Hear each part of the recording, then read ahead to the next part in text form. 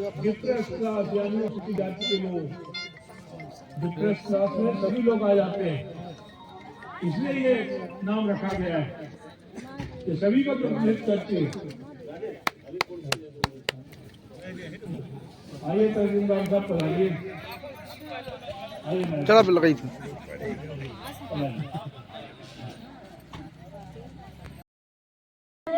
SDM को तहसीलदार को दिया गया था। अभी मेरे फोन में बात हुई, लेकिन उन्होंने ज्ञापन लेने के लिए नहीं आया। इस कारण की भारतीय जनता पार्टी की सरकार है और भारतीय जनता पार्टी की सरकार ये चाहती है कि आपकी आवाज दिल्ली तक न जाने पाए। अगर उन्हें लेने आने तो हम लोग रजिस्ट्री के माध्यम से भेजेंगे और आपका ज्ञापन जाएगा राष्ट्रपति राज्यपाल महोदय को जाएगा और उसके साथ ही हमारे बीच में उपस्थित जिनको सुनने के लिए हम और आप सब यहाँ एकत्र हुए हैं, हमारे भी ऐसे हमारे जंबाज नेता, कर्मठ, ईमानदार, सम्मानित, परम सम्मानी सिंह साहब, राज्यसभा सांसद सदस्य, जिससे चाहूंगा कि हम लोगों को अपने विचारों से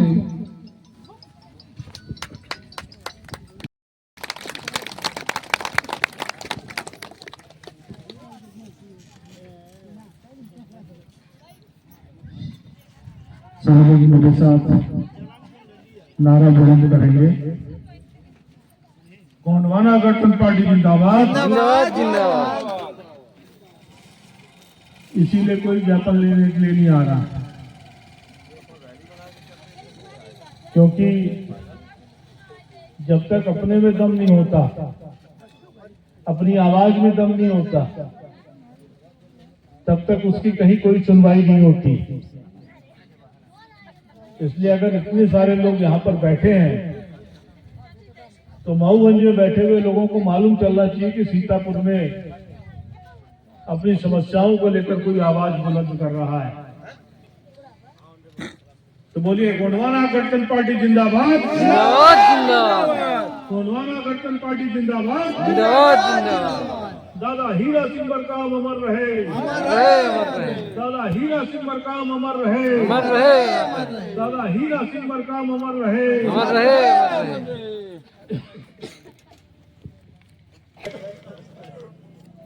श्री जवाहर कुशवाहा जी मऊगंज जिले के प्रभारी, श्री रेवती सिंह मरावी जी सह प्रभारी, श्री हरीश तिवारी जी पार्टी के प्रदेश प्रवक्ता, श्री अमृतेश द्विवेदी जी गोंडवाना गठबंधन पार्टी के युवा मोर्चा के प्रदेश महामंत्री, श्री राजेश मरावी जी, इस अवसर पर उपस्थित इस अंचल के सभी संभ्रांत नागरिक बंधुओं, नौजवान साथियों, माताएं एवं बहनें, मैं आप सभी के चरणों में सेवा जोहार करता हूं। आप सभी को दोनों हाथ जोड़कर प्रणाम करता हूं।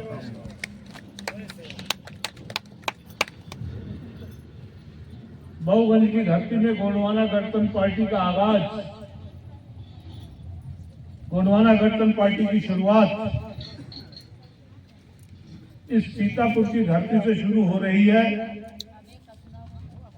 इसलिए सीतापुर की भुइयां दाई को भी मैं सेवा जोहार करता हूं, दोनों हाथ जोड़कर प्रणाम करता हूं।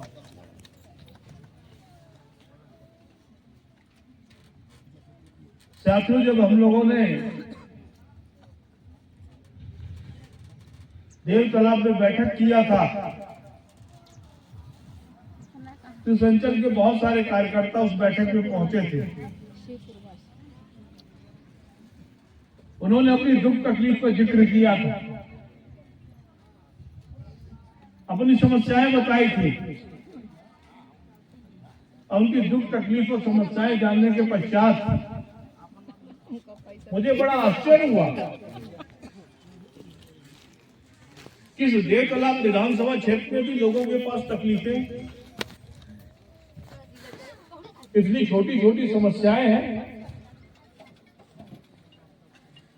क्योंकि पिछले 20-25 सालों से इस प्रदेश में भारतीय जनता पार्टी की सरकार है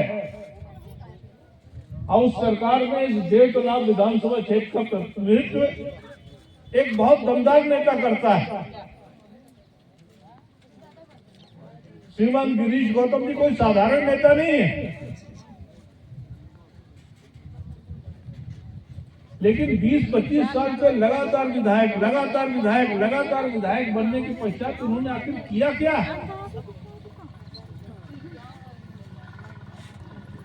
अभी भी यहाँ का जो गरीब है वो सिसक रहा है।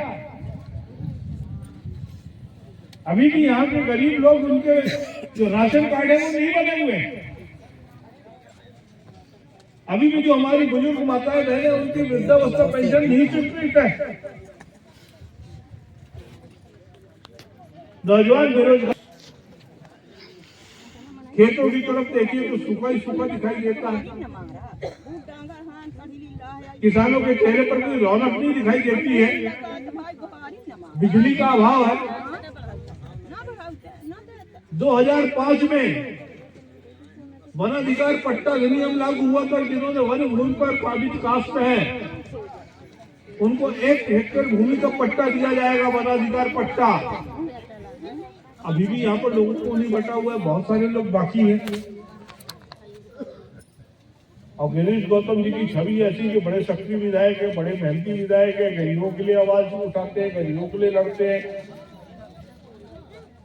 मेरी समझ में नहीं आता कि आखिर कौन से गरीब के लिए लड़ते हैं, कौन से गरीब की आवाज उठाते हैं।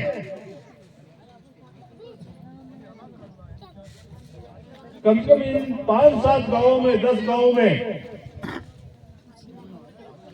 जहां से हमारे कार्यकर्ता उस बैठक में आए थे, उनकी बातें सुनकर मुझे बड़ा आश्चर्य हुआ। और जब मैंने विचार करना शुरू किया कि आखिर ये स्थिति क्यों है इस देव तालाब विधानसभा क्षेत्र में, तो बीमारी मेरी नजर में आ गई कि बीमारी क्या है। यहाँ पर जो सत्ता का हाथी है, सत्ता के हाथी पर बैठे हुए गिरीश गौतम मदमस्त है। अब मदमस्त है इसलिए उनको लोगों की समस्याएं नहीं दिखाई देती, लोगों की दुख तकलीफें नहीं दिखाई देती। अब मदमस्त क्यों है यहाँ पर? क्योंकि यहाँ पर विपक्ष नहीं है। यहाँ पर देव तालाब विधानसभा क्षेत्र में कोई विपक्ष नहीं है। भारतीय जनता पार्टी से गिरीश गौतम विधायक है, पिछले कार्यकाल में विधानसभा अध्यक्ष थे। कांग्रेस पार्टी ने यहाँ पर किसको चुनाव लड़ाया था बताओ जरा आप। कांग्रेस पार्टी का उम्मीदवार कौन था यहाँ पर?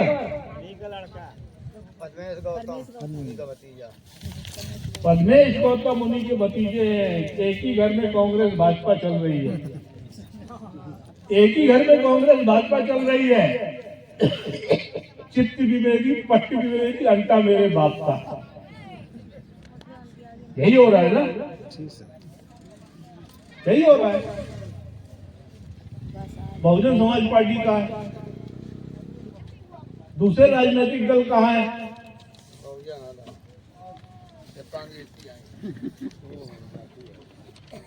कोई विपक्ष में नहीं है। और विपक्ष में नहीं है तो विपक्ष जो है अंकुश का काम करता है, सत्ता पक्ष को नियंत्रित करने का काम करता है। सत्ता पक्ष को हमेशा भय रहता है कि मैं मनमानी करूंगा, लोगों की उपेक्षा करूंगा, लोगों की सुनवाई नहीं करूंगा, तो विपक्ष आवाज बुलंद करेगा। लेकिन यहाँ पर आवाज बुलंद करने की बात तो दूर, कोई रोने वाला भी नहीं है, कोई रोने वाला भी नहीं है। इसीलिए गिरीश गौतम कुछ भी करें अथवा न करें, उनका कोई विरोध करने वाला नहीं है, उनके कान में आवाज पहुंचाने वाला कोई नहीं है। अब गोंडवाना गठबंधन पार्टी ने बीड़ा उठाया है किस विधानसभा क्षेत्र में गोंडवाना गठबंधन पार्टी आपकी आवाज बनेगी, आपकी समस्याओं के लिए आवाज उठाएगी, गरीबों की आवाज बुलंद करेगी, गरीबों की समस्याओं को उठाएगी।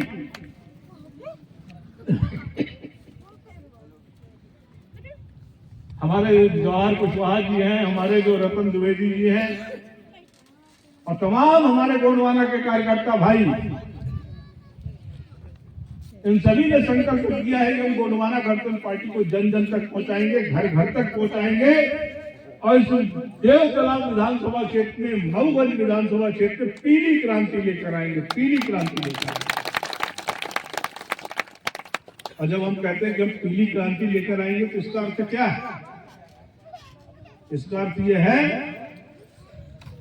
कि हम पूरे मऊगंज विधानसभा क्षेत्र, देवतलाब विधानसभा क्षेत्र, मऊगंज जिले को पीले गमछे से पाट देंगे। पीला गमछा जो है गोंडवाना गणतंत्र पार्टी की पहचान है। पीला गमछा जो है समानता की पहचान है। पीला गमछा जो है भेदभाव रहित समाज की पहचान है। पीला गमछा जो है सुख और शांति का प्रतीक है। पीला गमछा जो है समृद्धि का प्रतीक है। पीला गमछा जो है आपके कष्ट के निवारण का प्रतीक है। इसलिए हम कहते हैं कि हम पीली क्रांति लेकर आएंगे, पूरे मऊगंज जिले को पीले गमछे से पाटेंगे।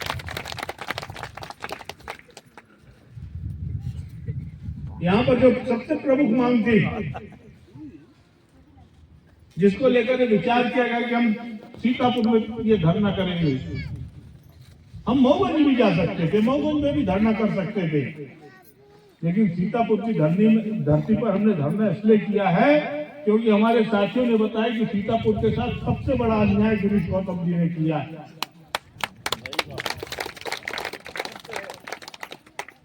और सबसे बड़ा अन्याय क्या किया है कि आपकी जो उप तहसील यहाँ पर लगा करती थी, उस उप तहसील को यहाँ से समाप्त करके देवतलाब उन्होंने शिफ्ट कर दिया है। और तहसील से किसकी आवश्यकता नहीं पड़ती। हर छोटे बड़े काम के लिए आपको तहसीलदार की आवश्यकता पड़ती है, नायब तहसीलदार की आवश्यकता पड़ती है, पटवारी की आवश्यकता पड़ती है। और इस आवश्यकता की पूर्ति के लिए दौड़ कर आपको देवतलाब जाना पड़ता है।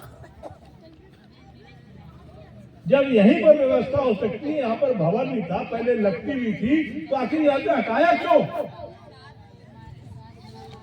हटाया इसलिए कि यहाँ जमीनों के साथ कोई हेरा फेरी करेगा। यहाँ पर अगर कोई पटवारी आपकी जमीनों को इधर से उधर करेगा, यहाँ पर तहसीलदार पटवारी मिलकर कोई अन्याय करेंगे, तो आप सब लोग इकट्ठा मिलकर उसका गला पकड़ सकते हो, उससे सवाल कर सकते हो। दोनों की निश्चित मात्रा से अधिक थे, वो बच्चों के लिए जहर समान हो गया था। उसको जब पिलाया गया तो उनकी सबकी मृत्यु हो गई। कौन जिम्मेदार है? कौन जिम्मेदार है? इसके लिए जिम्मेदार आपके मंत्री राजेंद्र शुक्ला है। मध्य प्रदेश के स्वास्थ्य मंत्री हैं, उप मुख्यमंत्री हैं। राजेंद्र शुक्ला ने इस्तीफा दिया क्या? राजेंद्र शुक्ला ने किसी पे कार्रवाई किया क्या? राजेंद्र शुक्ला ने क्या किसी को सस्पेंड किया क्या? मध्य प्रदेश सरकार ने किसी को टर्मिनेट किया क्या? किसी को नहीं किया। क्यों नहीं किया? क्योंकि नीचे से लेकर ऊपर तक पूरे कुएं में भांग खुली हुई है, पूरे कुएं में भांग खुली हुई है। सब एक ही थैली के चट्टे बट्टे हैं। अभी इंदौर में भागीरथपुरा में गंदा पानी पीने के कारण 32 लोगों की मृत्यु हो गई। जो नल में पानी आता है पीने के लिए, वो सीवर का पानी आता है, लैट्रिन का पानी आता है, उसको पीने के कारण 32 लोग काल के गाल में समा गए। नगरीय प्रशासन मंत्री इंदौर के ही है, कैलाश विजयवर्गीय इस्तीफा दिया क्या? मध्य प्रदेश के मुख्यमंत्री मोहन यादव इंदौर जिले के प्रभारी मंत्री हैं, इस्तीफा दिया क्या? नहीं दिया। और जो नगर निगम का आयुक्त था, जनता के दबाव में हटाया भी, तो हटाकर उसकी पोस्टिंग ऐसे जगह पर किया जहां पर उसको सजा नहीं, उसको इनाम दिया और भी मलाईदार पद दे दिया। ये मध्य प्रदेश सरकार के मंत्री है, ये मध्य प्रदेश सरकार के काम करने का तरीका है। ये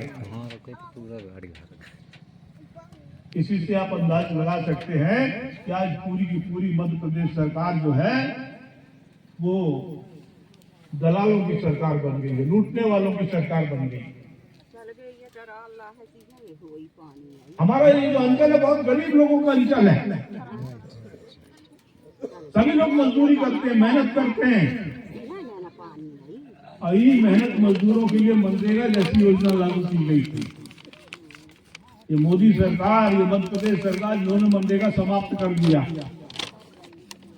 लोगों को धोखे में रहने के लिए भगवान राम का इस्तेमाल करके जी राम जी योजना लेके आए हैं। जी राम जी, चलो तुम जी राम जी लेके आओ, हाँ राम जी लेके आओ, ना राम जी लेके आओ, उससे फर्क नहीं पड़ता है। फर्क पड़ता है कि मजदूरों को काम मिलना चाहिए, मजदूरों को मजदूरी मिलनी चाहिए, सही समय पर मजदूरी मिलनी चाहिए, उनको मजदूरी का पूरा पूरा भुगतान होना चाहिए। लेकिन इस योजना में मजदूरों की मजदूरी नहीं बढ़ाई। इस योजना के माध्यम से लोगों को काम देने के लिए जो काम खोलने का तरीका है उसको आसान नहीं बनाया। मनरेगा योजना में भी प्रावधान था कि मजदूर अगर काम मांगता है उसको काम नहीं मिलता है, एक निश्चित समय के बाद उसको सरकारें जो है जुर्माना देंगी, पैसा देंगी। लेकिन आज तक मध्य प्रदेश में किसी को ये जुर्माना नहीं अदा किया गया। हर जिले में मनरेगा का लोकायुक्त अपॉइंट होना चाहिए। शिवराज सिंह के बड़ा डंका गाते हैं, बड़े गीत गाते हैं लोग बाग। आजकल शिवराज सिंह ही ग्रामीण विकास मंत्री है, लेकिन अभी तक मध्य प्रदेश के अंदर किसी जिले में कोई मनरेगा का लोकायुक्त नहीं नियुक्त हुआ, जिससे गरीब जाकर अपनी पीड़ा तो बता सके, अपनी दुख तकलीफ तो बता सके। प्रधानमंत्री आवास का कितना डंका कि प्रधानमंत्री आवास, जबकि प्रधानमंत्री आवास कहता है कि कोई केंद्र सरकार मोदी जी की जेब की योजना नहीं है। 40% राशि राज्य की भी लगती है उसमें, लेकिन बता दिया कि वो मोदी जी दे रहे, मोदी जी दे रहे, जैसे मोदी जी अपने मौसी के घर से पैसा लाके दे रहे हैं। भाई अपने मौसी के घर से लाकर पैसा दे मोदी जी तो जाने। प्रधानमंत्री आवास को जो पैसा मिल रहा है आपकी मेहनत का पैसा है। आप जो मेहनत करते हो, कमाते हो, उसका जो टैक्स देते हो, उस टैक्स के पैसे से गरीबों के लिए आवास के लिए पैसा आता है। लेकिन स्थिति क्या है, गांव में अभी भी 90% आवास अधूरे पड़े हुए हैं। पूरी जो चारों किस्त आनी थी, चारों किस्त नहीं मिली लोगों को। आवास स्वीकृत होते ही कम से कम 10%, 20% तो सबसे पहले सरपंच सेक्रेटरी हरिओम कर लेते हैं। कोई पूछने वाला है? गरीब कहते हमारे नाम पर आवास नहीं आया, हमारे नाम पर आवास नहीं आया। इनको क्या कहते, चिंता मत करो तुमको भी मिलेगा, चिंता मत करो तुमको भी मिलेगा। तभी तुम्हारा A+ की सूची है, AY+ की सूची है, पता नहीं कब आएगा। यही मोदी जी ने कहा था कि हम 2022 तक हर गरीब को हिंदुस्तान के प्रधानमंत्री आवास, पक्का आवास बना कर देंगे। 2026 आ गया भाई, 2026 आ गया। अब मनुष्य में एक आपसी जलन की भावना होती है ना। मोदी जी इस जलन की भावना को उभार कर लोगों को लड़ाने में बहुत माहिर है, बहुत माहिर आदमी। उन्होंने सोचा कि हम आवास तो सबको दे नहीं पाए, तो हमारे ऊपर बात आएगी। तो मोदी जी ने क्या किया, गरीबों के आपस में लड़वा दिया। कैसे लड़वा दिया? उन्होंने कहा कि जो महिला जाती है उसको हम 2.5 लाख रुपया देंगे आवास का, और जो कोल जाती है उसको 1 लाख रुपया, 1,20,000 देंगे। जो गोंड है उसको 1,20,000 देंगे, जो पटेल है उसको 1,20,000 देंगे, जो काची है उसको 1,20,000 देंगे, जो धोबी है उसको 1,20,000 देंगे, जो गरीब ब्राह्मण है, गरीब ठाकुर, उनको 1,20,000 देंगे। समाज को बांट दो। लोगों के मन में आने लगा कि भैया इनको 2,20,000, हमको 1,20,000।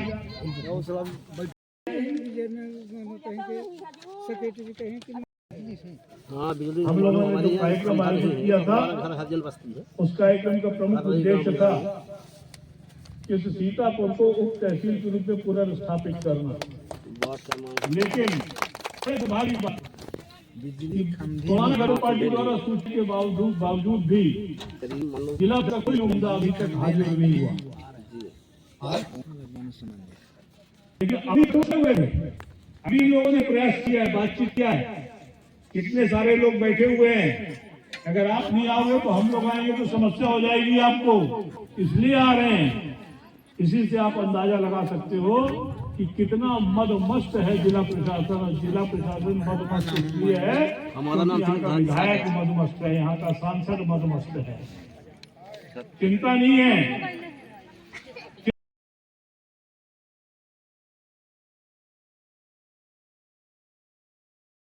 मऊगंज जिला प्रशासन की ईंट से ईंट बजा देंगे, ईंट से ईंट बजा देंगे। आज हमको मुट्ठीभर लोगों को समझकर कोई अगर हमारी उपेक्षा करना चाहे तो ध्यान रखिए कि हम अप्रैल महीने में पूरी ताकत के साथ आएंगे, मऊगंज कलेक्ट्रेट का घेराव करेंगे। हम सारे सत्ता के जो ताने बाने हैं, सारे सत्ता की जो समीकरण है, उसको इधर से उधर कर देंगे। साथियों, आप सब लोग इस अवसर पे आए हैं, उनसे हम व्यक्तिगत रूप से मिला। हमारे झारखंड में बहुत रिश्तेदारी है। हमारे जीजा जी झारखंड मुक्ति मोर्चा के पलामू के जिला अध्यक्ष है। जब बिहार झारखंड इकट्ठा रहा तो उनका गुरु जी बात करते हैं, तो यह गोरवानी एक बहुत एक विधायक होते रहे, कैसे रहे हमका याद रहा 30-35 से ज्यादा रहेगा है। और छत्तीसगढ़ अलग नहीं, मध्य प्रदेश का तोड़ के छत्तीसगढ़ ले के कारण ये गोडवाना है। ऐसे मूरीबाजी ना है कि दौकार के मिट्टी ले, लेकिन इनके साथ धोखा यह हुआ कि वहाँ आदिवासी भाई ज्यादा रहे सब जात के। ऐसा नहीं रहा कि हम केवल आदिवासी रहे, झारखंड में आदिवासी भरा सब जात के लोग बाभन ठाकुर लाला आए हैं खेल से अस्तित्व खत्म कर दी गोडवाना। लेकिन माने 2026 तक श्रीमान जिला कलेक्टर महोदय जिला मऊगंज मध्य प्रदेश द्वारा श्रीमान उपखंड मजिस्ट्रेट महोदय उपखंड कार्यालय मऊगंज जिला मऊगंज मध्य प्रदेश स्थान सीतापुर आज दिनांक 27/2 गोडवाना गणतंत्र पार्टी जिला मऊगंज के लिखा नहीं आता, लिखवा आवे के रहा ना आम सभाकर विभिन्न ज्वलंत जमस को उप तहसील का दर्जा देकर उप तहसील संचालित कराई जाए। दूसरा, शासकीय हायर सेकेंडरी स्कूल पराजा का उन्नयन कर सीएम राइज बनाए जाए। तीसरा, लंबित वनाधिकार पत्र के प्रकरणों को शीघ्र निराकृत कर पट्टा दिलाया जाए। क्षेत्र में नल जल योजना को नियमित संचालित कराया जाए। ग्राम हर्रई में संचालित अवैध प्रेशरों को अविलंब बंद कराए जाए। जिला मऊगंज के विकासखंड मऊगंज के अंतर्गत आने वाली सभी ग्राम पंचायतों में सर्वे कराकर सभी पात्र हितग्राहियों को वृद्धा पेंशन, बीपीएल, आवास इत्यादि सुविधाएं उपलब्ध कराई जाए। अतः श्रीमान जी से निवेदन है कि उक्त प्रकरणों के बिंदुओं पर विचार कर उचित कार्यवाही करने की कृपा करें।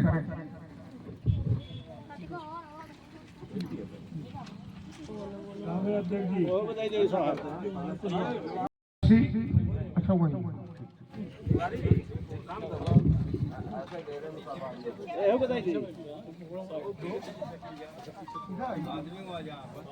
आप लोग आ जाइए, खड़े हो गए ऐसे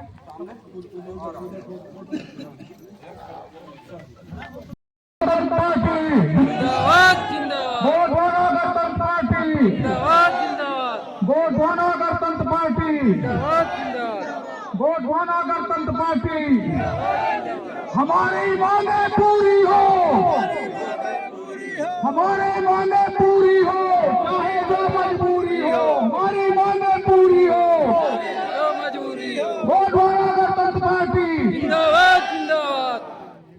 तख्त बुलंदेंगे, ताज बुलंदेंगे, बेईमानों का राज बुलंदेंगे।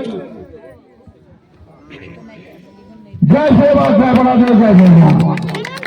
अभी आप लोगों के बीच में आदरणीय आपके नायब तहसीलदार जी आकर के ज्ञापन पत्र लिए हैं और निश्चित रूप से हमें आशा है, नहीं पूर्ण विश्वास है कि इस ज्ञापन पत्र पर विचार करते हुए गरीबों को न्याय दिलाने का काम करेंगे, ऐसा मेरा मानना है। और ऐसा प्रशासनिक अधिकारियों को करना भी चाहिए अपनी शक्तियों के तहत। जय बड़ा देव, जय गोडवाना, जय सेवा।